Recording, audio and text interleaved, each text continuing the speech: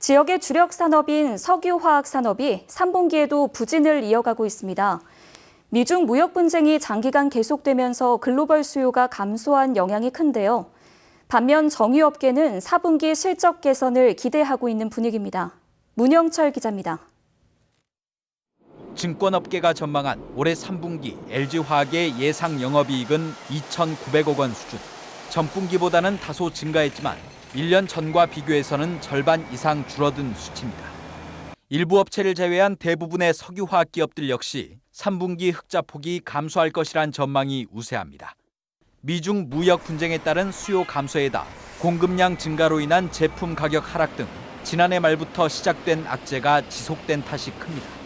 특히 에틸렌 가격 자체가 굉장히 많이 하락되어져 있어서 여수국가산단의 어떤 영업이익률 또 매출 규모 역시 하락하고 있는 형태고요. 올해 상반기까지 부진한 성적을 보였던 정유업계도 3분기 실적에서 큰 반전을 이뤄내지 못한 것으로 보입니다. 다만 정제 마진이 조금씩 개선되고 선박 연료 규제 정책에 따라 경유 등의 제품 수요가 증가할 것이란 전망이 나오고 있습니다. 여기에 미국산 원유 가격 상승도 실적 개선에 도움이 될 것으로 정유업계는 예상하고 있습니다. 미국 정유사 입장에서는 가동률을 다소 낮출 수가 있고 생산이 좀 줄어들게 되면서 전체적인 글로벌 정제 마진에는 플러스가 될 그런 가능성이 아주 높고 언제 끝날지 모를 미중 무역 분쟁의 여파로 지역 주력 산업의 침체가 장기화하고 있는 가운데 지난 7월부터 시작된 일본의 수출 규제에 따른 추가적인 악영향은 아직까지 없는 것으로 분석되고 있습니다. MBC 뉴스 문형철입니다. 여수 지역 제조업체 10곳 가운데 4곳이 올해 목표 경영 실적을 달성하지 못할 것으로 전망했습니다. 여수 상공회의소가 최근 관내 제조업체를 대상으로 설문조사를 벌인 결과 연초에 세운 영업이익 목표치를 달성할 수 있다고 응답한 기업은 전체의 54%를 차지했지만 영업이익이 목표치에 미달할 것이라고 응답한 업체도 40%에 달했습니다. 경영 실적이 부진한 요인으로는 내수시장 둔화가 가장 많은 비율을 차지했고 고용 환경 변화와 미중 무역 분쟁, 환율과 유가 변동 등이 각각 뒤를 이었습니다. 다음 달 9일 여수에서 국제 이종 격투기 대회가 열립니다. 로드FC 김대환 대표와 라이트급 전 챔피언 권하솔 선수 등은 오늘 여수시청에서 기자회견을 열고 권 선수의 재기전과 여수 출신 고기원 선수 출전 경기 등 6경기를 다음 달 9일 여수 진남체육관에서 치를 예정이라고 밝혔습니다. 로드FC는 아시아권 최대 규모의 한국 이종격투기 단체로 지금까지 55차례에 걸쳐 순회 경기를 이어왔으며 도내에서는 이번이 처음으로 열립니다. 광양시의 인구 70% 이상이 아파트에 거주하고 있습니다. 이에 맞춰 아파트들의 유지 관리도 해결 과제로 남아있는데요. 개정된 조례를 토대로 오래된 아파트들의 주거 환경 개선이 추진되면서 성과가 주목됩니다. 김종수 기자입니다. 광양시 중마동의 한 아파트. 600여 세대가 거주하고 있는 이곳은 지난 1994년 준공돼 다양한 유지 관리가 이루어지고 있습니다. 이에 맞춰 노후된 시설을 보수하기 위해 광양시의 지원을 받고 있지만 주민들의 자부담 비율도 만만치 않습니다. 장기순 계획에 반영되지 못한 사업, 그다음에 우리가 꼭 필요한 사업임에도 불구하고 자금 확보가 안 됐을 때 그런 부분에 대해서는 많은 혜택을 보게 됐습니다.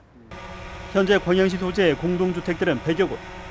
인구의 70% 이상이 공동주택에 거주하면서 주거환경 개선과 안전관리가 꾸준히 요구되고 있습니다.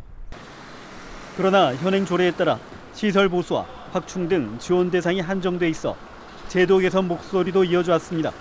갱간 연수하고 또 자부담이란 그런 부담이 있어가지고 사실상 많은 지원을 못했어요. 그래서 앞으로 그 지원을 원활히 할 수 있도록 그런 조례를 제정하게 됐습니다. 이에 따라 준공 시점에 상관없이 하자담보 책임 기간이 끝나는 아파트까지 대상이 확대돼 주거환경과 안전 문제의 사각지대가 해소될지 주목됩니다. 특히 대부분의 공동주택들이 최대 5년의 하자 보수 기간이 끝난 뒤 겪는 비용 부담도 줄어들 전망입니다. 광양시도 개정된 조례에 맞춰 본격적인 준비 작업에 들어갔습니다. 조례 개정을 통해 지원 범위가 늘었지만 예산 확보 역시 과제로 남았기 때문입니다. 또 무분별한 지원이 예산 낭비로 이어지지 않도록 철저한 심사도 뒤따라야 한다는 지적입니다. 선정심사위원회에서 꼭 필요한 사업, 그리고 꼭 주민들한테 진짜 절실히 요구되는 사업들에 대한 심사 기준을 대폭 강화해서 이렇게 이중적으로 낭비되지 않도록 저희들이 그렇게 추진할 예정입니다. 향후 5년 동안 13,000여 세대의 아파트 공급을 앞둔 광양시. 적극적인 신규 건축 못지않게 기존 아파트들의 유지 관리가 시민들의 편의로 이어질 수 있도록 행정의 융통성이 발휘될지 주목됩니다. MBC 뉴스 김종수입니다. 낡고 오래된 영구 임대아파트에 청년들이 새로운 보금자리를 마련하고 있습니다. 아파트 공실 문제를 해결하고 마을 공동체 회복에도 이바지할 수 있어 신개념 도시재생의 모델로 전국적인 주목을 받고 있습니다. 이계상 기자입니다. 대학 졸업을 하고 꽃장식 일을 하고 있는 정나은 씨는 지난달 말 소형 아파트에 입주했습니다. 지은 지 30년이 넘는 영구 임대 아파트를 광주도시공사가 새롭게 단장해서 청년의 보금자리로 마련해 준 것입니다.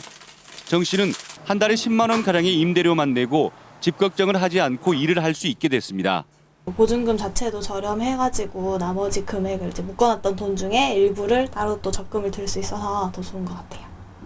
영구 임대주택 청년 주거 사업은 행정안전부로부터 1억 원의 지원금을 받아서 광주에서 처음으로 시행되고 있습니다. 여기에 도시공사 예산을 더해 낡은 시설을 리모델링하고 가전제품 등을 새로 들였습니다. 고질적인 임대 아파트 공실 문제와 청년 주거 문제를 한꺼번에 해결해보자는 취지로 추진돼 12명의 청년들이 입주를 마쳤습니다. 광주 지역 영구 임대 아파트 주택 가운데 650여 가구가 이렇게 입주자를 찾지 못하고 공실로 남아 있습니다. 광주시는 보다 많은 청년들이 아파트 입주 기회를 얻을 수 있도록 입주 자격 기준을 완화하고 관련 예산도 더 확충할 계획입니다.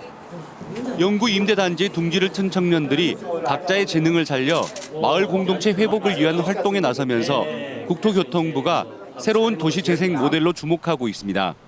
예산을 확보해 주는 것, 그리고 관계기관 협업회의를 통해서 이 일이 전국적으로 확대될 수 있도록 지금 준비하고 있습니다. 광주 하남 영구 임대 아파트에서 시작된 청년 주거 사업이 기대 이상의 효과를 거두면서 머지않아 전국적으로 확대될 것으로 전망됩니다. MBC 뉴스 이계상입니다. 광양시가 관내 수변 자원 활용과 관련해 시민 토론회를 개최합니다. 광양시는 오는 17일 진월면 사무소에서 망덕포구와 배알도 일원에서 추진 중인 섬진강 백길 복원과 수상 레저시설 조성 등 관광 명소화 사업의 시민 의견을 반영하기 위해 토론회를 개최한다며 제시된 의견을 토대로 다양한 관광 자원 개발에 나설 계획입니다.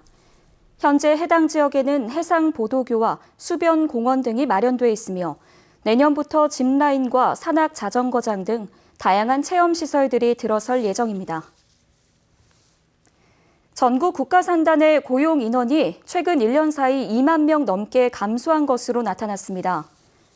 더불어민주당 위성곤 의원이 한국산업단지공단에서 제출받은 자료에 따르면 올해 1분기 기준 전국 일반 산단의 고용 인원은 96만여 명으로 1년 전에 비해 8만 2천여 명 증가했지만 같은 기간 국가산단의 고용 인원은 2만 1천여 명 감소했습니다. 이에 대해 위 의원은 경제의 기반인 국가산단의 고용 향상을 위해 주력 산업에 대한 지원과 노후된 산단의 환경 개선, 배후단지 개발 등의 노력이 필요하다고 강조했습니다. 여수의 대표적 재래시장인 서시장이 문화관광형 전통시장으로 육성됩니다. 여수시는 서시장과 주변 시장이 중소기업부의 시장 육성 사업에 선정됨에 따라 내년 2월까지 지역을 대표하는 문화관광형 시장으로 만들어가기로 했습니다.